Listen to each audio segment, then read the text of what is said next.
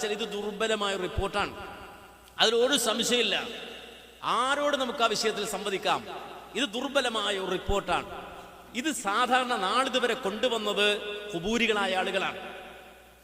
എന്നുവെച്ചാൽ മരിച്ചു മൺമറഞ്ഞു പോയവരോട് സഹായം തേടാം എന്ന് വാദിച്ച് ഖുർആനിന്റെ ആയത്തുകൾക്കെതിരെ തെളിവുകൾ അന്വേഷിച്ചു പോയ ഖുബൂരി നേതാക്കളാണ് യഥാർത്ഥത്തിൽ ഇന്നലകളിൽ ഈ ഹദീസ് ദുർബലമായ ഈ ഹദീസ് തെളിവായി കൊണ്ടുവന്നത്. അപ്പോൾ ഒരു 250 കൊല്ലം, 250 അല്പം കയറ്റിപ്പിടിച്ചതാണ്. ആ 250 കൊല്ലം മുതൽ ഇങ്ങോട്ട് നമ്മൾ പറഞ്ഞു വരുന്നൊരു മറുപടി ഉണ്ട്. എന്താ മറുപടി? മുസ്ലിയാരെ അല്ലെങ്കിൽ മുസ്ലിയാക്കന്മാരെ, നിങ്ങൾ എന്തിനായി ഇത് തെളിവായി കൊണ്ടുവരുന്നത്? ഈ ദുർബല ഹദീസ് എന്തിനുള്ള തെളിവായിക്കൊണ്ടാണ് നിങ്ങൾ കൊണ്ടുവരുന്നത് എന്ന് നമ്മൾ ചോദിച്ചു. അപ്പോൾ ഞങ്ങൾ മരിച്ചവർ വിളിക്കാൻ, അതിന് മരിച്ചവരെ വിളിക്കാൻ ഈ റിപ്പോർട്ട് സ്വഹീഹാണെന്ന് സങ്കല്പിച്ചാൽ തന്നെ തെളിവുണ്ടോ? ദുർബലമാണെന്നുള്ള മാറ്റിവെക്കട്ടെ, അതങ്ങോട്ട് മാറ്റിവെക്ക്. ഇത് സ്വഹീഹാണെന്ന് നമ്മളൊന്ന് സങ്കല്പിക്ക്. എന്നിട്ട് ഈ ഹദീസ് ഒന്ന് എടുത്തിട്ട് പരിശോധിച്ചാൽ അതിൽ മരിച്ചവരെ വിളിക്കാൻ വല്ല തെളിവുണ്ടോ? ഇല്ല. കാരണം ആ ഹദീസിൽ തന്നെ പറഞ്ഞത് എന്താ? ഇന്നലില്ലാഹി ഇബാദ്, അള്ളാഹുവിന് ചില ദാസന്മാരുണ്ട്, ലാ നറാഹും, അവർ നാം കാണുകയില്ല. അപ്പൊ കാണാത്ത അള്ളാഹുവിന്റെ ദാസന്മാരാരാ? കാണാത്ത ദാസന്മാരാരാ? മലക്കോ ജിന്നോ ആകാം. മരിച്ചവർ എന്ന് അതിൽ കിട്ടുന്നില്ലല്ലോ. ഇങ്ങനെ ഒരു മറുപടി പറഞ്ഞു പോന്നിട്ടുണ്ട് അതിന്. അത് 200 കൊല്ലം. അത് അനസ് മൗലവിയും പറഞ്ഞിട്ടുണ്ട്, അബ്ദുറഹ്മാൻ സലഫിയും പറഞ്ഞിട്ടുണ്ട്, ഉമർ മൗലവിയും പറഞ്ഞിട്ടുണ്ട്, അതുപോലെ ആലു ഷെയ്ഖോ അതല്ലെങ്കിൽ അത്തരം വിഷയങ്ങൾ വിശദീകരിച്ച മുഴുവൻ പണ്ഡിതന്മാരും പറഞ്ഞിട്ടുണ്ട്. ഇത് ഖുബൂരികൾക്ക് മറുപടി പറയുമ്പോൾ പറയുന്നതാണ്. എന്ത്? ഇത് സ്വഹീഹാണ് സങ്കല്പിച്ച് സ്വീകരിച്ചാൽ തന്നെ നിങ്ങൾക്ക് തെളിവില്ലല്ലോ. കാരണം ഇത് ലാ നറാഹും എന്നാണല്ലോ പറയുന്നത്. അള്ളാഹുവിന്റെ ദാസന്മാർ അവരെ കാണൂല എന്ന് പറഞ്ഞ ദാസന്മാര് ഖുറാനിലുണ്ടല്ലോ. ജിന്നുകളെ കാണാൻ കഴിയില്ല, മലക്കുകളെ കാണാൻ കഴിയില്ല. അപ്പൊ ജിന്നോ മലക്കോ അല്ലേ വരൂ? മരിച്ചവരെ ഇതിൽ നിന്ന് തെളിവെടുക്കാൻ പറ്റൂലല്ലോ എന്ന് ചോദിച്ച് ഇങ്ങനെ വന്നതാണ്. നിങ്ങൾ കേട്ടല്ലോ, ഇതാണ് പറഞ്ഞു വന്ന മറുപടി എന്ന് അദ്ദേഹം പറഞ്ഞുകൊണ്ട് അദ്ദേഹം പറഞ്ഞ 2 കാര്യങ്ങൾ. ഒന്ന്, ഹദീസ് ദുർബലമാണെന്ന് പറഞ്ഞു. ശരി, ഓക്കെയാണ്. 2, അവിടെയുള്ള ഇബാദല്ലാ എന്നുള്ളത് കൊണ്ട് ജിന്നോ മലക്കോ ആണ് ഉദ്ദേശം. എന്നിട്ട് ഇതാണ് പറഞ്ഞു വന്ന മറുപടി എന്ന് പറഞ്ഞു. അത് മാത്രമായിരുന്നോ പ്രിയപ്പെട്ട സഹോദരങ്ങളെ അദ്ദേഹം നൽകിയ മറുപടി പറഞ്ഞു എന്ന് പറഞ്ഞത് സത്യമാണ്, അത് കളവല്ല എന്ന് അദ്ദേഹം പറഞ്ഞു. പക്ഷേ പറഞ്ഞ മറുപടി മുഴുവൻ ഇവിടെ പറഞ്ഞില്ല. അദ്ദേഹം സുപ്രധാനമായ അന്ന് നൽകിയ മറുപടികൾ മറച്ചുവെച്ചു. ഏതായിരുന്നു ആ മറുപടികൾ? എല്ലാവരും ഒന്ന് കേൾക്കുക. അനസ് മൗലവി മറന്നുപോയിട്ടുണ്ടെങ്കിൽ അദ്ദേഹവും ഒന്ന് കേൾക്കുക. ആ മറുപടി അദ്ദേഹം ഇവിടെ പറയാൻ ധൈര്യം കാണിച്ചില്ല. പ്രിയപ്പെട്ട സഹോദരങ്ങളെ, സത്യാന്വേഷികളെ, അദ്ദേഹം നൽകിയ മുജാഹിദുകൾക്ക് വേണ്ടി, മുജാഹിദുകളെ പ്രതിനിധീകരിച്ചുകൊണ്ട് അദ്ദേഹം നൽകിയ മറുപടി എല്ലാവരും ഒന്ന് കേൾക്കുക. പൈശാചിക പ്രവർത്തനങ്ങൾ എന്തായിരുന്നാലും, ഏത് രൂപത്തിൽ പിശാച് പ്രവർത്തിച്ചാലും, എന്തെല്ലാം പിശാച് കാണിച്ചാലും, ആ പിശാച് മുഖാന്തരം എന്തുപത്രം ഉണ്ടായാലും, പിശാച് ഏതെല്ലാം നിലക്ക് ആരെയൊക്കെ സഹായിച്ചാലും ഒരിക്കലും അഭൗതികമോ കാര്യകാരണ ബന്ധങ്ങൾക്ക് അതീതമോ അല്ല. ജിന്നുകൾക്ക് അള്ളാഹു നൽകുന്ന കഴിവ് മനുഷ്യ കഴിവിന് അതീതമെങ്കിലും അതിനെ അഭൗതികമെന്ന് വിശേഷിപ്പിക്കുന്നത് ഇസ്ലാമിക കാഴ്ചപ്പാടിൽ ശരിയല്ല. അപ്പൊ ജിന്നുകളുടെ കഴിവ് അഭൗതികമല്ല, അങ്ങനെ വിശേഷിപ്പിക്കുന്നത് ഇസ്ലാമിക കാഴ്ചപ്പാടിൽ ശരിയല്ല. അഭൗതികമായ കഴിവ് എന്ന് നാം പറയുമ്പോൾ ഉദ്ദേശിക്കുന്നത് അള്ളാഹു സൃഷ്ടികൾക്കാർക്കും നൽകിയിട്ടില്ലാത്ത കഴിവാണ്. അപ്പൊ അഭൗതികമായ കഴിവെന്ന് പറഞ്ഞാൽ സൃഷ്ടികൾക്കാർക്കും നൽകിയിട്ടില്ലാത്ത കഴിവാണ്. ഇത് ഞാൻ 3 പുസ്തകങ്ങൾ മുജാഹിദുകളുടെ തെളിവായി ഉദ്ധരിച്ചു. ഒന്ന്, ഡോക്ടർ ഉസ്മാൻ സാഹിബിന്റെ ഗൈബ് എന്ന് പറയുന്ന പുസ്തകം. 2, സലാം സുല്ലമി എഴുതിയ ബുഖാരിയുടെ പരിഭാഷ. 3, ചെറിയ മുണ്ടം ശബാബിൽ എഴുതിയ ചോദ്യോത്തരങ്ങളും ആ ചോദ്യോത്തരങ്ങൾ യുവത പുസ്തകമാക്കിയിട്ട് പ്രാർത്ഥന തൗഹീദ് ചോദ്യങ്ങൾക്ക് മറുപടി എന്ന് പറയുന്ന പുസ്തകത്തിന്റെ 78ാമത്തെ പേജിലുള്ള വാചകവും. ഇത് 3 ഞാൻ ഉദ്ധരിച്ചെന്തിനറിയോ? അമ്പലക്കട വയസ്സി പുതുതായി സമർത്ഥിക്കുന്നത് കണ്ടോ? ഇത്രയും കാലം മുജാഹിദുകൾ പറഞ്ഞത് മറഞ്ഞ വഴിക്ക് സഹായിക്കാൻ അള്ളാഹിനെ കഴിയുള്ളൂ, എന്നാൽ ഇപ്പോ ജിന്നുകൾ ഉപദ്രവിക്കുന്നു എന്നവർ പറയുന്നു, ജിന്നുകൾ പലരെയും സഹായിക്കുന്നു എന്നവർ പറയുന്നു. അപ്പൊ കാര്യകാരണ ബന്ധങ്ങൾക്ക് അതീതമായി ജിന്നുകൾ സഹായിക്കുന്നില്ലേ? കാരണം ജിന്നിന്റെ സഹായം മറഞ്ഞ വഴിക്കല്ലേ? ജിന്നിന്റെ സഹായം മറഞ്ഞ വഴിക്കാണോ? അല്ല. ഗൈബിയായ നിലക്ക് സഹായിക്കാൻ സൃഷ്ടികൾക്കാർക്കും സാധ്യല്ല, അള്ളാഹുവിന് മാത്രമേ കഴിയൂ. കാര്യകാരണ ബന്ധങ്ങൾക്ക് അതീതമായി സഹായിക്കാൻ അള്ളാഹുവിന് മാത്രമേ കഴിയൂ. ജിന്ന് കാര്യകാരണ ബന്ധങ്ങൾക്ക് അതീതമായി ആരെയും സഹായിക്കില്ല, ആരെയും ഉപദ്രവിക്കില്ല. ജിന്ന് ഗൈബിയായി ആരെയും സഹായിക്കില്ല, ആരെയും ഉപദ്രവിക്കില്ല. അല്ല, കഴിവില്ല. ജിന്ന് എന്ത് ചെയ്താലും എന്ത് പ്രവർത്തിച്ചാലും അത് അഭൗതികല്ല, ഗൈബല്ല. കണ്ണിൽ കൊണ്ട് നമുക്ക് കാണാൻ കഴിയില്ല. അതൊക്കെ ഭൗതികമാണ്, ഭൗതികമായ പ്രവർത്തനങ്ങളാണ്. അതിന് തെളിവാണ് 3 പുസ്തകങ്ങൾ എത്ര കൊല്ലമായി മുജാഹിദുകൾ എഴുതിയിട്ട് അതുപോലും വായിക്കാതെ അതുപോലും പഠിക്കാതെ മുജാഹിദികൾ ഇപ്പൊ കണ്ടുപിടിച്ച നിലക്ക് എന്താ സാഹിബേ. കേട്ടല്ലോ സഹോദരങ്ങളെ, ഇത് ദുർബല ഹദീസ് കൊണ്ടുണ്ടാക്കിയ കായികയാണോ? അത് പറ്റൂല എന്ന് അദ്ദേഹം തന്നെ പറഞ്ഞിട്ടുണ്ട്. അപ്പോൾ ഇദ്ദേഹം ഈ വായിച്ച 3 ഗ്രന്ഥങ്ങൾ, ഡോക്ടർ ഉസ്മാൻ സാഹിബിൻ്റെ ഗൈബ് എന്ന പുസ്തകം, സലാം സുല്ലമിയുടെ ബുഖാരിയുടെ പരിഭാഷ, ചെറിയ മുണ്ടത്തിൻ്റെ ചോദ്യോത്തരങ്ങൾ ക്രോഡീകരിച്ച പുസ്തകം, ഈ 3 പുസ്തകങ്ങളെ ആധികാരികമായി അവതരിപ്പിച്ചുകൊണ്ട് കാര്യകാരണ ബന്ധങ്ങൾക്കതീതമല്ല ജിന്നിൻ്റെ പ്രവർത്തനം, ജിന്ന് ഉപദ്രവിച്ചാലും ശരി, ജിന്ന് സഹായിച്ചാലും ശരി, അതൊന്നും കാര്യകാരണ ബന്ധങ്ങൾക്കതീതമല്ല, അതൊന്നും അഭൗതികമല്ല എന്ന് വളരെ കൃത്യമായി ഇദ്ദേഹം പ്രസ്താവിക്കുന്നു. ഏത് ഉസൂലിൻ്റെ അടിസ്ഥാനത്തിലാണ് അത് പറഞ്ഞത് എന്നാണ് എൻ്റെ ചോദ്യം.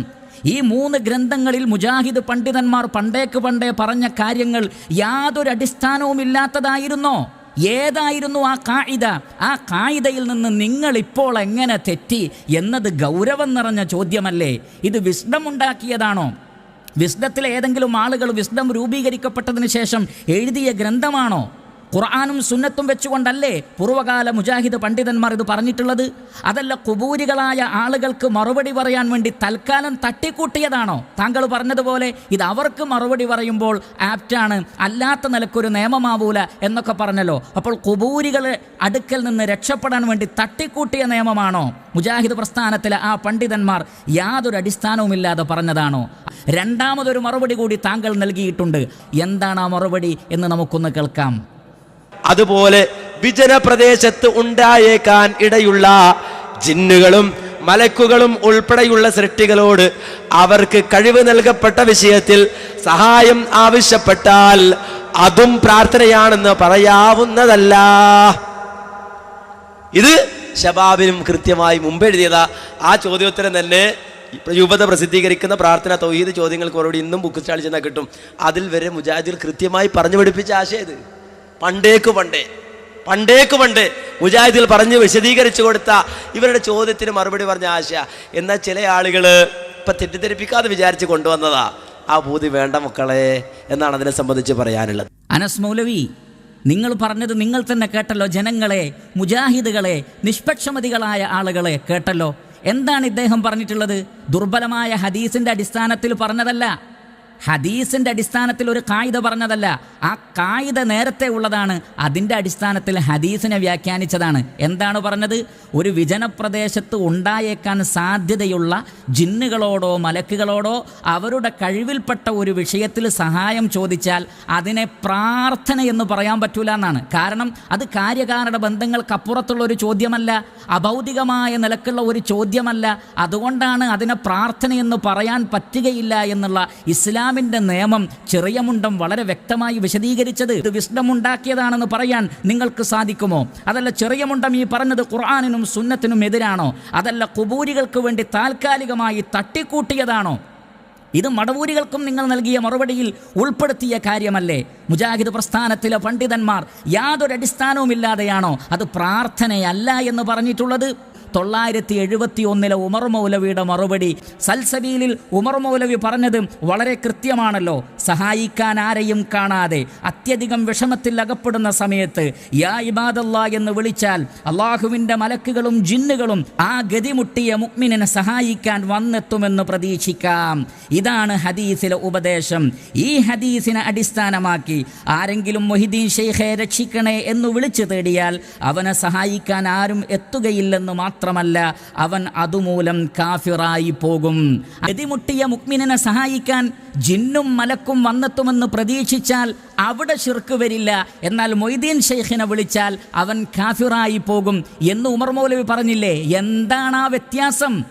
ആ വ്യത്യാസമാണ് അറിയേണ്ടത്. ജിന്നും മലക്കും വരുമെന്ന് പ്രതീക്ഷിച്ചാൽ കുഫർ സംഭവിക്കാത്ത, ഷിർക്ക് സംഭവിക്കാത്ത അതേ കാര്യം മൊയ്തീൻ ഷെയ്ഖിനെ വിളിക്കുമ്പോൾ എങ്ങനെയാണ് ഷിർക്ക് സംഭവിക്കുന്നത്, എങ്ങനെയാണ് കുഫർ സംഭവിക്കുന്നത്? ഇത് താങ്കൾ വിശദീകരിക്കേണ്ടതില്ലേ? അതേപോലെ തന്നെ പരിസര പ്രദേശത്ത് ഹാളിറാണെന്ന് വ്യക്തമായ ബോധ്യമുള്ള ഒരു ജിന്നിനോടോ മലക്കിനോടോ അതിൻ്റെ കഴിവിൽപ്പെട്ട ഒരു വിഷയം ആരെങ്കിലും ചോദിച്ചാൽ അതിനെ പ്രാർത്ഥനയെന്ന് പറയാൻ പറ്റൂല. അതതിൻ്റെ സാങ്കേതികതയാണ്, അതല്ലാതെ വിളിച്ചു പ്രാർത്ഥിക്കാമെന്നല്ല. ഈ വാദം പറഞ്ഞതിൻ്റെ പേരിലാണോ നിങ്ങൾ ഈ ആരോപണം പറയുന്നത്? നിങ്ങളിത് അവസാനിപ്പിക്കണം. ഇല്ല എങ്കിൽ ഈ വ്യക്തമായ കളവ് നിങ്ങൾ ഇനിയും പ്രചരിപ്പിച്ചാൽ ഇഹത്തിലും പരത്തിലും അല്ലാഹുവിൻ്റെ നിന്ദ്യമായ ശിക്ഷയ്ക്ക് താങ്കൾ വിധേയമാകും. അതൊരിക്കലും താങ്കൾക്കുണ്ടാവരുത് എന്ന നസീഹത്ത് കൊണ്ട് പറയുകയാണ്. ഈ കാര്യം നിങ്ങൾ അവസാനിപ്പിക്കണം. ഇല്ല എങ്കിൽ നിങ്ങൾ ഈ പറഞ്ഞു നടക്കുന്നത് നിങ്ങൾ തന്നെ പറഞ്ഞതുപോലെയാകും. എന്താ നിങ്ങൾ ഇതിനെക്കുറിച്ച് പറഞ്ഞത്? കേട്ടു നോക്കുക. ഇയാൾ ഒരു വലിയ കളവ്, ഒരു വലിയ ബഡായി. എന്താ ബഡായി എന്നറിയോ? കേട്ടോളൂ. അദ്ദേഹം ഒരു വലിയ ബഡായി പറയാൻ. മുജാഹിദ് പ്രസ്ഥാനം രാത്രി മാത്രമല്ല പകലും ജിന്നിനോട് സഹായം ചോദിക്കാന്നാണ്, പിശാചിനോട് ചോദിക്കാന്ന് പറയുന്നത്. ഇവർ പറയുന്നത് വിജനമായ മരുഭൂമിയിൽ അകപ്പെട്ടു. മരുഭൂമി എന്ന വലിയ കേസാണ്. നമ്മുടെ നാടിനെ പറയുക, മരുഭൂമിയിൽ അകപ്പെട്ടാൽ വഴി അറിയില്ലെങ്കിൽ ഒരു രക്ഷയില്ല, മരിച്ചു പോകുന്നേ വഴിയുള്ളൂ, വേറെ വഴിയില്ല. കാരണം എന്താ വെച്ചാൽ മരുഭൂമി ചുട്ടുപൊള്ളുന്ന മണൽക്കാടാ, ഒരു ആരും തുണക്കുണ്ടാവില്ല, റോഡും ഇല്ല, വഴിയില്ല, മനുഷ്യന്മാരില്ലാത്ത വിജനമായ പ്രദേശം. റോഡ് അറിഞ്ഞില്ലെങ്കിൽ, വഴി അറിഞ്ഞില്ലെങ്കിൽ രക്ഷപ്പെടാൻ ഒരു വഴിയില്ല. അങ്ങനെ ഗത്യന്തരമില്ലാത്ത ഘട്ടത്തിൽ തൽക്കാലം സഹായം കിട്ടണമെങ്കിൽ പണ്ടൊക്കെ മുജാഹിദ് പറഞ്ഞ അള്ളഹാനോടല്ല മറ്റാരോടും പ്രാർത്ഥിക്കാൻ പാടില്ലെന്നാ. ഇപ്പൊ പറഞ്ഞത് അള്ളഹാനോടും പ്രാർത്ഥിക്കാ, ജിന്നിനോടും പ്രാർത്ഥിക്കാ, പിശാചിനോടും പ്രാർത്ഥിക്കാ, മഹാത്മാക്കളോട് പാടില്ല എന്ന് മാത്രമേ ഇപ്പൊ പറയുള്ളൂ. കളവ്. ഒരു വാചകത്തിന്റെ തുണ്ടുധരിക്കാൻ നിങ്ങൾക്ക് ധൈര്യമുണ്ടോ? അല്ലാത്തവരോട് പ്രാർത്ഥിക്കാം, ജിന്നിനോട് പ്രാർത്ഥിക്കാം, പിശാചിനോട് പ്രാർത്ഥിക്കാം എന്ന് പറഞ്ഞ വാചകത്തിന് ഒരു തുണ്ട് തെളിവുദ്ധരിക്കാൻ നിങ്ങൾക്ക് കഴിയോ? അതോട്ട് ഇങ്ങനെ നടക്കരുത്. വല്ലാണ്ട് കളവേ പറയൂ, അതേ ശീലിച്ചിട്ടുള്ളൂ. ആ നിർബന്ധമായി മറ്റുള്ളവർ സ്വീകരിക്കണം. ആ നിലപാട് ശരിയല്ല. കേട്ടല്ലോ? കളവേ പറയൂ, അതേ ശീലിച്ചിട്ടുള്ളൂ. അത് മറ്റുള്ളവരും അതേപോലെ ശീലിക്കണമെന്നാണ് നിങ്ങൾ മറ്റു മുജാഹിദുകളോട് പറഞ്ഞുകൊണ്ടിരിക്കുന്നത്. അപ്പോൾ ഈ ഒരു വാചകത്തെ ദുർവ്യാഖ്യാനം ചെയ്ത് സമസ്തക്കാർ പറഞ്ഞപ്പോൾ നിങ്ങൾ പറയുന്നത് അത് ബഡായിയാണ്, കളവാണ് എന്നാണ്. എങ്കിൽ ആ കളവ് തന്നെയല്ലേ അനസ് മൗലവി നിങ്ങൾ ഈ പറഞ്ഞുകൊണ്ടിരിക്കുന്നത്? നിങ്ങളുടെ വാദപ്രകാരം തന്നെ. ഇനി വീണ്ടും കേൾക്കൂ അദ്ദേഹം പറയുന്നത്. ഞങ്ങൾ അല്ലാഹു അല്ലാത്തവരോട് വിളിച്ചു പ്രാർത്ഥിക്കുന്നവരാണ് എന്ന് കോട്ടിമാട്ടി പറയുകയാണ്. അത് നിങ്ങളുടെ വാക്കുകളിൽ നിന്ന് തന്നെ നിങ്ങൾക്ക് കേൾക്കാം. എല്ലാവരും ശ്രദ്ധിക്കുക. ഒരു വാചകത്തിന്റെ തുണ്ട് ജിന്നുകളോട് പ്രാർത്ഥിക്കാന്ന് മുജാഹിദുകൾ പറഞ്ഞത്രേ. അങ്ങനെ വാദിക്കണത്രേ. ശൈത്താനോട് പ്രാർത്ഥിക്കാന്ന് പറഞ്ഞു അത്രേ. നിങ്ങൾക്ക് ഉദ്ധരിക്കാൻ പറ്റുമോ? ഇല്ല. എന്റെ മൂപ്പര് ഇത് പറഞ്ഞിട്ട് ഉദ്ധരിക്കുന്നത് കേട്ടോളൂ. ഉദ്ധരിക്കുന്ന വാചകം എന്താ കേട്ടോളൂ. പറഞ്ഞത് എന്താ വെച്ചാല്, അപ്പൊ കുടുങ്ങാണെങ്കിൽ ജിന്നിനോട് ചോദിച്ചോളും, ജിന്ന് വഴി കാണിച്ചു തരാൻ സാധ്യതയുണ്ട്, പിശാച്ച് വഴി കാണിച്ചു തരാൻ സാധ്യതയുണ്ട്. ഞാൻ വായിച്ചു കേൾപ്പിക്കാം.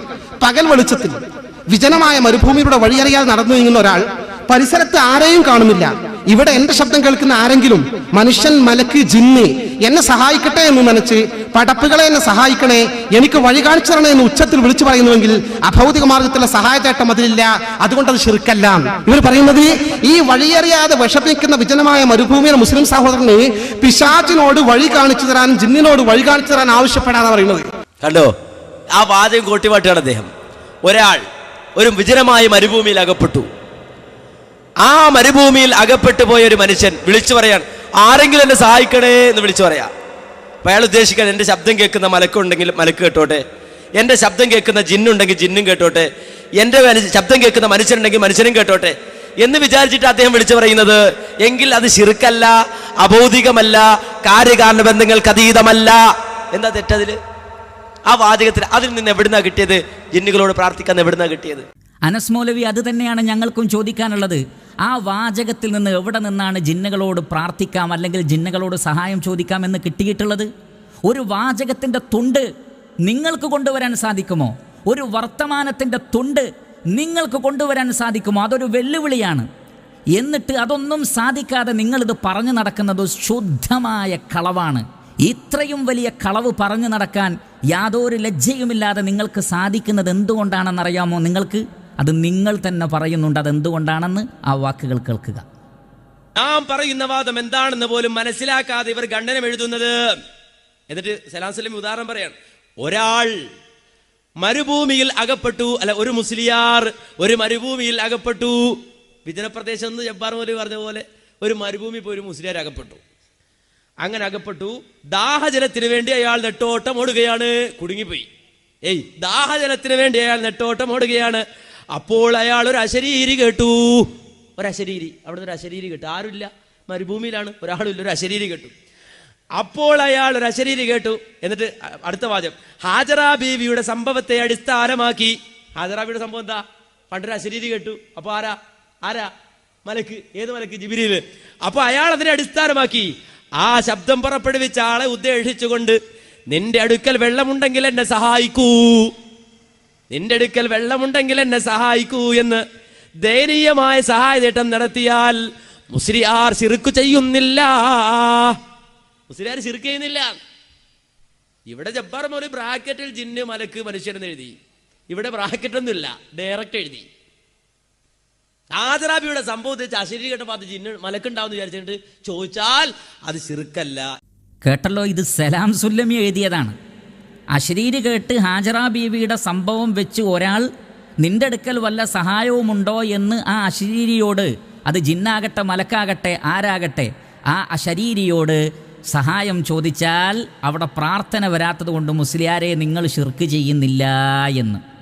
പക്ഷേ സലാം സുല്ലമി ഒരു കാര്യം കൂടി പറയുന്നുണ്ട്, ഇത് മനസ്സിലാകാതിരിക്കുന്നത് ഒരു പ്രശ്നം കൊണ്ടാണ് എന്ന്. അതുകൂടി കേൾക്കുക. 2005 ജൂലൈയില് ഈ ചോദ്യത്തിന് ഒന്നാമത്തെ മറുപടി കേട്ടു. ആര്? നമ്മളല്ല, സലാം സുല്ലമി പറയാണ്, ഹാജറ ബീവിയുടെ മലക്കിനോടുള്ള ഈ സഹായം തേടൽ ബ്രാക്കറ്റിൽ ഇസ്തിഗാസ ശിർക്കാണെന്ന് ഒരു വഹാബിയും വാദിച്ചിട്ടില്ല. അത് ശിർക്കാണെന്നൊരു വഹാബിയും പറഞ്ഞിട്ടില്ല, വാദിക്കുകയുമില്ല. ഈ പുരോഹിതന്മാർക്ക്, ഈ പുരോഹിതൻ ഏതൊക്കെ ഗണത്തിൽപ്പെടുന്നു ഇനി നിങ്ങൾ ചിന്തിക്കണം. ഈ പുരോഹിതന്മാർക്ക് കാര്യകാരണ ബന്ധത്തിനപ്പുറം അഭൗതിക മാർഗം, മറഞ്ഞ വഴി എന്നെല്ലാം പറയുന്നതിന്റെ ആശയം എന്താണെന്ന് മനസ്സിലാവാതെ പോയതാണ് ഇത്തരം വിഡ്ഢിത്തങ്ങൾ എഴുതാൻ ഇവരെ പ്രേരിപ്പിക്കുന്നത്. അടുത്ത വാചകം കേട്ടോ, ഹറാം തിന്നുന്നവർക്ക് സത്യം ഗ്രഹിക്കാൻ പ്രയാസമായിരിക്കുമെന്ന് ഇമാം ഗസാലിയെ പോലെയുള്ള പണ്ഡിതന്മാർ പ്രഖ്യാപിച്ചത് വളരെ യാഥാർത്ഥ്യമാണ്.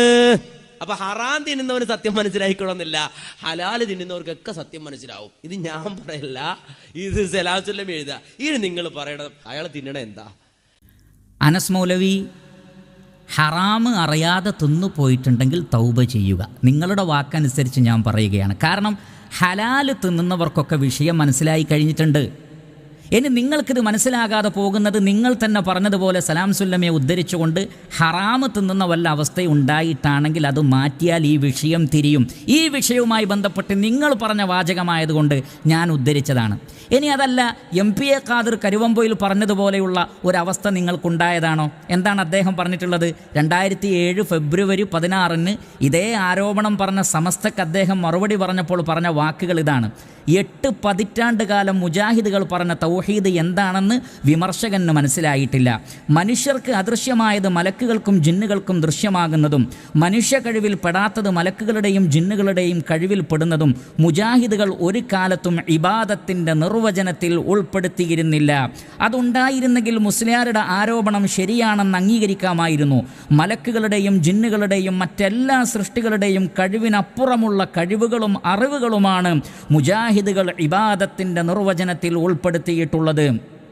അദൃശ്യമാർഗത്തിലൂടെയുള്ള ഗുണദോഷങ്ങൾ പ്രതീക്ഷിക്കുക എന്ന ഇബാദത്തിൻ്റെ നിർവചനമായി എഴുതിയതിനോടൊപ്പം മനുഷ്യരിൽ നിന്നതീതമായി മലക്കുകളുടെയും ജിന്നുകളുടെയും അറിവിനെയും കഴിവിനെയും അംഗീകരിച്ചതും ചേർത്തു വായിക്കുന്ന മന്ദബുദ്ധിയല്ലാത്ത ഏതൊരാൾക്കും മുജാഹിദുകൾ പറയുന്നതിൻ്റെ വസ്തുത ബോധ്യമാകും. അപ്പോൾ മന്ദബുദ്ധികളല്ലാത്ത ആളുകൾക്ക് ബോധ്യപ്പെടും. ഒരാൾ മന്ദബുദ്ധിയായി കഴിഞ്ഞാൽ മനസ്സിലാവൂല എന്നാണ് AP അബ്ദുൽ ഖാദർ മൗലവി പറഞ്ഞതുപോലെ, ഏവറേജ് ബുദ്ധിയുള്ളവനെ മുജാഹിദാകാൻ പറ്റുകയുള്ളൂ. അങ്ങനെയുള്ള ഒരു കാലഘട്ടത്തിൽ നിങ്ങൾ പറഞ്ഞ വാക്കുകളാണിതൊക്കെ.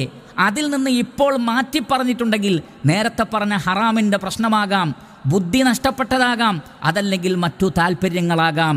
അതുകൊണ്ട് പ്രിയപ്പെട്ട സഹോദരങ്ങളെ, ഇതാണ് യാഥാർത്ഥ്യം. കുറച്ച് കഴിഞ്ഞപ്പോൾ എന്തെടുത്തു? ഈ മറുപടിയെ ഇയാൾ എന്തെടുത്തു? അക്കീദയാക്കി, വാദമാക്കി. ഈ പറഞ്ഞ കുബൂരികൾക്ക് പറഞ്ഞ മറുപടി ഇവരെന്തെടുത്തു? അല്ല, നമ്മൾ മറുപടി പറഞ്ഞതല്ലേ, ഇത്രയും കാലം വിശദീകരിച്ചതല്ലേ? ആ മനുഷ്യരും അതിൽ ജിന്നുകളാണ്, മരിച്ചവരല്ല, മലക്കുകളാണ് മരിച്ചവരല്ല എന്ന് പറഞ്ഞതല്ലേ? അതുകൊണ്ട് മരിച്ചവരോട് തേടിയാൽ, ജിന്നുകളോട് അതുപോലെ തന്നെ മലക്കുകളോട് തേടിയ ശിർക്കാവില്ല എന്നല്ലേ ഈ നമ്മൾ ഇത്രയും കാലം പറഞ്ഞതെന്ന രൂപത്തിൽ അട്ടിമറിഞ്ഞു. മറുപടി എന്താണ്, വാദം എന്താണ് എന്ന് തിരിച്ചറിയാൻ പറ്റാത്ത അവസ്ഥയിലേക്ക് മാറി. നമ്മൾ കുബൂരികൾക്ക് പറഞ്ഞ മറുപടി എടുത്ത് ഇവൻ വാദാക്കി കൊണ്ട് നടക്കുകയാണ്. എന്നിട്ട് പറയാണ് നമ്മൾ പരമ്പരാഗതമായി പറഞ്ഞ വാദം ഇതാണ്. അപ്പൊ യഥാർത്ഥത്തിൽ ആ വിഷയത്തിൽ അവർക്ക് അബദ്ധം പിണഞ്ഞതാണ്. ആ പറഞ്ഞ മറുപടി ഒന്നും വാദാക്കാൻ പറ്റില്ല. ഖണ്ഡനം പറയുമ്പോൾ പറയുന്നതൊന്നും കാര്യമാക്കണ്ടെന്നാണ്. അത് സ്റ്റേജിൽ നിന്ന് ഇറങ്ങുന്നതോടുകൂടി അത് കഴിഞ്ഞു എന്നാണ്. നമുക്കറിയാം ഇദ്ദേഹം ഒരു ഖണ്ഡന പ്രഭാഷണം ഇഷ്ടപ്പെടുന്ന ഒരാളാണ്. എന്ത് വിശ്വാസ്യതയാണ് ഈ മനുഷ്യനുള്ളത് എന്നൊന്ന് നിങ്ങൾ ചിന്തിച്ച് നോക്കൂ.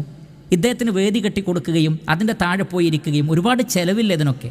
എന്നിട്ട് അദ്ദേഹം തന്നെ സ്വന്തം പറയാണ്, ഞാൻ ഖണ്ഡനം പറയുന്ന ഈ വേദിയിലെ എൻ്റെ വാക്കുകൾ നിങ്ങൾ സ്വീകരിക്കണ്ട, ഇതൊന്നും എൻ്റെ വാദമായിക്കൊള്ളണമെന്നില്ല. കാരണം 10 കൊല്ലം ഇദ്ദേഹം ശിർക്കല്ല, പ്രാർത്ഥനയല്ല, അഭൗതികമല്ല, കാര്യകാരണ ബന്ധങ്ങൾക്ക് അതീതമല്ല എന്ന് പറഞ്ഞത് ഇന്ന് പല കാരണങ്ങൾ കൊണ്ട് മാറ്റി പറഞ്ഞതിനെ ന്യായീകരിക്കാൻ വേണ്ടി അദ്ദേഹം കൊണ്ടുവന്ന കായികയാണ്. ഖണ്ഡനം പറയുമ്പോൾ പറയുന്നത് അത് അവിടെ ഒതുങ്ങണം, അതിനപ്പുറത്തേക്ക് അതിനെ കൊണ്ടുപോകരുത് എന്നാണ്. പ്രിയപ്പെട്ട സഹോദരങ്ങൾ, എവിടെയെങ്കിലും നിങ്ങൾ കേട്ടിട്ടുണ്ടോ സ്വന്തം ക്രെഡിബിലിറ്റി തനിക്കില്ല, ഞാൻ പറയുന്നത് വിശ്വസിക്കണ്ട എന്ന് ഒരാൾ പറയുന്നത് പോലെയാണിത്. കാരണം ഇദ്ദേഹം നാളെ പിറ്റേന്ന് ഈ പറഞ്ഞതൊക്കെ മാറ്റി പറയും. അപ്പോൾ ഇദ്ദേഹത്തിനൊരു വിശ്വാസ്യതയുമില്ല. അതുകൊണ്ട് മുജാഹിദുകളെ, സലഫികളാണെന്ന് പറയുന്നവരെ ചിന്തിക്കുക, ഈ മനുഷ്യനെ കൊണ്ട് നടക്കുന്ന ആളുകൾ ചിന്തിക്കുക, എന്ത് ധൈര്യത്തിലാണ് ഇയാളിൽ നിന്ന് നിങ്ങൾക്കൊരു ഇൽമ് സ്വീകരിക്കാൻ പറ്റുന്നത്? അദ്ദേഹം പറയാണ്, സുന്നികളോടും മറ്റൊക്കെ മറുപടി പറയുമ്പോൾ പറയുന്നതാണ്. അങ്ങനെയായിരുന്നോ പണ്ട് ഇദ്ദേഹം പറഞ്ഞത്? മുജാഹിദ് പ്രസ്ഥാനത്തിൻ്റെ ഗ്രന്ഥങ്ങൾ ഉദ്ധരിച്ചുകൊണ്ടും ഖുർആനിലെ ആയത്തുകൾ ഓതിക്കൊണ്ടും ഒരു വാദത്തെ വർഷങ്ങളോളം സ്ഥാപിക്കുകയാണ്. വിശുദ്ധ ഖുർആനിൽ അല്ലാഹു സുബ്ഹാനഹു വ തആല ഖലീലുല്ലാഹി ഇബ്രാഹിം അലൈഹിസ്സലാത്തു വസ്സലാമിന്റെ കഥ പറയുന്നുണ്ട്, ചരിത്രം പറയുന്നുണ്ട്, അദ്ദേഹത്തിന്റെ ദഅവത്ത് പറയുന്നുണ്ട്. ആ ദഅവത്ത് പറഞ്ഞ സന്ദർഭത്തിൽ അല്ലാഹു സുബ്ഹാനഹു വ തആല അദ്ദേഹത്തിന്റെ പ്രബോധന പ്രവർത്തനങ്ങൾ, അദ്ദേഹം സ്വീകരിച്ച നിലപാടുകളെ സംബന്ധിച്ച് വിശദീകരിച്ചു ഖുർആനിൽ. അദ്ദേഹം അതേ ബാബിലോണിയിൽ ദഅവത്തിന് പോയി. ലോകത്തെ വലിയ സാഹിറുകൾ ജീവിച്ച, അതുപോലെ തന്നെ ആകാശ നക്ഷത്രങ്ങളെ നോക്കിയിട്ട് രാശികളും മറ്റുമൊക്കെ വിവരിച്ചിരുന്ന ജനങ്ങൾക്കിടയിലേക്ക് പോയിട്ട് അദ്ദേഹം ദഅവത്ത് നടത്തിയതിനെ സംബന്ധിച്ച് വിശുദ്ധ ഖുർആൻ അല്ലാഹു സുബ്ഹാനഹു വ തആല വിശദീകരിക്കുന്നത് നമുക്ക് കാണാൻ കഴിയും. വിശുദ്ധ ഖുർആൻ സൂറത്തുൽ അന്നാമിൽ അന്ന് അദ്ദേഹം ജനങ്ങളോട് പോയി സംവദിക്കുന്നുണ്ട്. ഫലമ്മാ ജന്ന അലൈഹിൽ ലൈലു റആ കൗകബാ, നക്ഷത്രങ്ങൾ ഇങ്ങനെ കാണുകയാണ്. അതിങ്ങനെ വരുമ്പോൾ കാണുക രാത്രിയിൽ. അപ്പോഴാണ് ഇബ്രാഹിം നബി പറയുന്നത്, ഹാദാ റബ്ബി, ദാ എൻ്റെ റബ്ബ്. കുറച്ച് കഴിയുമ്പോൾ നക്ഷത്രം കാണുന്നു. അദ്ദേഹം പറഞ്ഞു, ഇത് പറ്റൂല എന്ന് പറഞ്ഞു. കുറച്ച് കഴിഞ്ഞപ്പോഴോ ചന്ദ്രൻ, ചന്ദ്രൻ ഇങ്ങനെ വരുമ്പോ ഇബ്രാഹിം നബിയാ പറയുന്നത്, ഹാദാ റബ്ബി, ഇതാണ് എൻ്റെ റബ്ബ്. മനസ്സിലാക്കണം, അവരെ പഠിപ്പിക്കണം ഇബ്രാഹിം നബി അലൈഹി സ്വലാത്തു വസ്സലാം. അവർക്കിടയിൽ നിന്ന് ഇവിടെ ദഅവത്തെടുത്താണ്, തുളച്ച് ദഅവത്തെടുത്താണ്. ആ മാത്രല്ല, അതും കഴിഞ്ഞു നേരം വെളുത്തപ്പോഴോ ആ സൂര്യൻ ഇങ്ങനെ ഉദിച്ചു വരുന്ന കണ്ടപ്പോഴോ ഇബ്രാഹിം നബി ഹാദാ റബ്ബി, ഇതാണ് എൻ്റെ റബ്ബ്, ഹാദാ അക്ബർ, ഇത് വലുതാണല്ലോ. ഇത് മറുപടി പറയാണ്, അവർക്ക് വിശദീകരിച്ചു കൊടുക്കുകയാണ്, തൗഹീദ് പറയാൻ വേണ്ടി. ഇത് പിൽക്കാലഘട്ടത്തിൽ ചർച്ചയായി. ഇതെന്താണ് ഇബ്രാഹിം നബി ഇങ്ങനെ പറയണത്? ഇത് ഇബ്രാഹിം നബിയുടെ വാദമാണോ? ഇത് ഇബ്രാഹിം നബിയുടെ വാദം വലിയ ചർച്ച നടത്തുന്നതാണ് ഉലമാക്കൾ. അവിടെ അവര് പറയുന്നത് കാണാൻ കഴിയും. ഒരിക്കലുമല്ല, ഇത് ഇബ്രാഹിം നബിയുടെ വാദമല്ല. ഇബ്രാഹിം നബി വാദം പറയല്ലത്. വാദം എന്താ? ഇബ്രാഹിം നബിയുടെ വാദം എന്താ? ഇബ്രാഹിം നബി പഠിപ്പിക്കുന്ന ഇബ്രാഹിം നബിയുടെ നിലപാടെന്താ? അത് പറഞ്ഞു, ഇന്നി വജ്ജഹ്തു വജ്ഹി ലില്ലദീ ഫതറസ് സമാവാതി വൽ അർള ഹനീഫാ വമാ അന മിനൽ മുശ്രിക്കീൻ. അത് തൊട്ടടുത്ത ആയത്തിലുണ്ട്. അതാണ് നിലപാട്, അതാണ് വാദം. അപ്പൊ വാദി എന്തിനാ പിന്നെ അത് പറഞ്ഞ് ഹാദാ റബ്ബി എന്നിങ്ങനെ പറഞ്ഞ എന്തിനാ? മഹാനായ ഇബ്നു കസീർ റഹിമഹുല്ലാഹ് പറയുന്നത് കാണാൻ കഴിയും. അത് വമിമ്മാ യുഅയ്യിദു അന്നഹു കാന ഫീ ഹാദൽ മഖാമി മുനാദിറൻ ലിഖൗമിഹി ഫീമാ കാനൂ ഫീഹി മിനശ്ശിർകി ലാ നാദിറാ. അത് ഇബ്രാഹിം നബി വാദം പറയല്ല, നേരെ മറിച്ച് മുനാദറയിൽ, അവരുമായി സംവാദവേളയിൽ അവർക്ക് കാര്യം വ്യക്തമാക്കാൻ വേണ്ടി പറയുന്ന വാക്കുകളാണത്. അത് വാദമായിട്ട് എടുക്കരുത്. എന്നിട്ട് അതിനെനിക്ക് തെളിവുള്ളത് ഇബ്രാഹിം നബിയാണ്. ഇബ്രാഹിം നബി രാത്രി പറഞ്ഞത് രാവിലെ മാറ്റി പറഞ്ഞില്ലേ എന്ന്. നഊദു ബില്ലാഹ്, എന്തൊരു ഗുരുതരമായ ഒരു വിഷയമാണ് ഇദ്ദേഹം പറഞ്ഞിട്ടുള്ളത്. ഇബ്രാഹിം അലൈഹി സ്വലാത്തു വസ്സലാം ആ നിലക്കുള്ള എന്തെങ്കിലും വാദങ്ങൾ പ്രസംഗിച്ച് നടന്നിട്ട് പിന്നീട് എനിക്ക് അബദ്ധം പറ്റി, ഇപ്പോഴാണ് മനസ്സിലായത്, ഞാൻ തിരുത്തുന്നു എന്ന് പറഞ്ഞിട്ടുണ്ടോ? മറിച്ച് തൗഹീദ് അവർക്ക് മനസ്സിലാക്കി കൊടുക്കാൻ വേണ്ടി ഉപമകളും ഉദാഹരണങ്ങളും പറഞ്ഞതാണ്. എന്നിട്ട് അദ്ദേഹം കൃത്യമായി തൻ്റെ വാദം അതിന് മുമ്പും അതിന് ശേഷവും വ്യക്തമാക്കിയത് തൗഹീദിൻ്റെ വാദങ്ങളാണ്. അത് മനസ്സിലാക്കി കൊടുക്കാനും മറ്റുള്ളവരുടെ വിശ്വാസത്തിൻ്റെ ആദർശത്തിൻ്റെ വ്യർത്ഥത ബോധ്യപ്പെടുത്തി കൊടുക്കാനും അദ്ദേഹം ഉപയോഗിച്ച ചില ഹിക്മത്തുകൾ, അതാണോ ഇദ്ദേഹം ചെയ്തത്? പതിറ്റാണ്ടുകൾ സംസാരിച്ചിട്ട് പിന്നെ തിരുത്തി എന്ന് പറഞ്ഞ ആ തിരുത്തിനെ ഇബ്രാഹിം അലൈഹി സ്വലാത്തു വസ്സലാമയുടെ ഇത്തരത്തിലുള്ള ഹിക്മത്തിനോട് ഉപമിച്ചത്. കള്ളത്തരമാണ് പറയുന്നത്. എന്നാൽ ആ കള്ളത്തരത്തിന് എന്ത് ഉദാഹരണം പറയണം എന്നുള്ള മിനിമം വിവേകം പോലും ഇല്ലാതെ അമ്പിയാക്കളെക്കുറിച്ചും പണ്ഡിതന്മാരെക്കുറിച്ചുമൊക്കെ അവരുടെ മേൽ ദുരാരോപണങ്ങൾ നടത്തുക. എന്നിട്ട് തനിക്ക് എങ്ങനെങ്കിലും രക്ഷപ്പെടണം. ഇത്രയും കാലം താൻ പറഞ്ഞതൊക്കെ അബദ്ധമായിരുന്നു, അതല്ലെങ്കിൽ താൻ ഇപ്പോൾ നിലപാട് മാറ്റിയിട്ടുണ്ട്.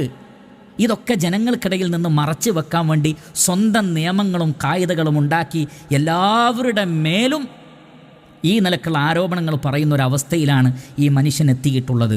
പണ്ഡിതന്മാർ പറഞ്ഞതുപോലെ മൻ ഖാലഫൽ ഹഖ്ഖ തനാഖള, സത്യത്തോട് വിയോജിച്ച് നിന്നവൻ വൈരുദ്ധ്യങ്ങളെ പറയുകയുള്ളൂ.